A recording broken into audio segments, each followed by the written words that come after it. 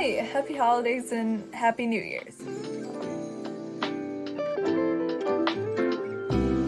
When it comes to Christmas season, you got all the glitz and glamour that follows. You got presents, and you got Santa. You also got non-stop Mariah Carey and All I Want for Christmas Is You.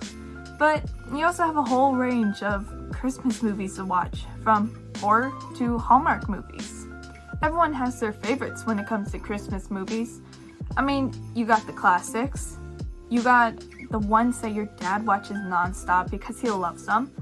You got the terrifying kids movies that should be horror. And then you got the terrible ones that shouldn't have even been made in the first place because they're that bad. But besides all those films, there is one that is undoubtedly the most overrated. Charles Dickens' A Christmas Carol. This film is no doubt my most hated Christmas story ever, with the only version of A Christmas Carol I actually enjoy watching being the Muppets Christmas Carol.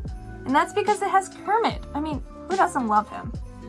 So when I heard that there would be another version of A Christmas Carol, I groaned. I am sick and tired of the same old story being made into unoriginal films that are copies of the last one.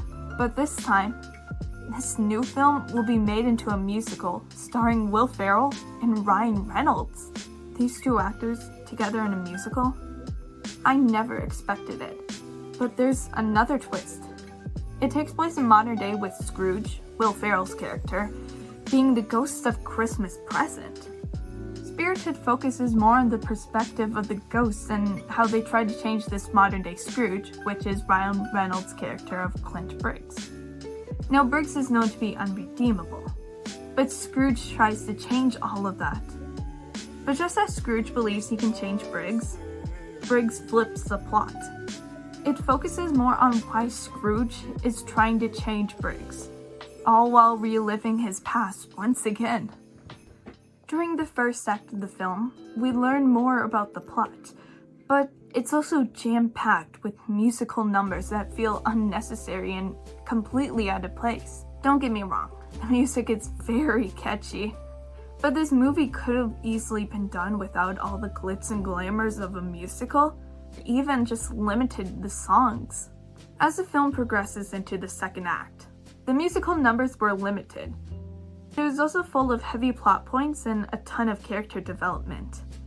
Some scenes do get very dark and come out of nowhere, but it's all necessary to the plot. As for the acting, Ferrell and Reynolds do an excellent job and their chemistry is amazing. Reynolds' character is a copy of a classic character, and so he doesn't really bring anything new to the table as for acting. His singing is good and so is his acting, don't get me wrong. It's his character that hurts his acting within this film as it is a well-known character.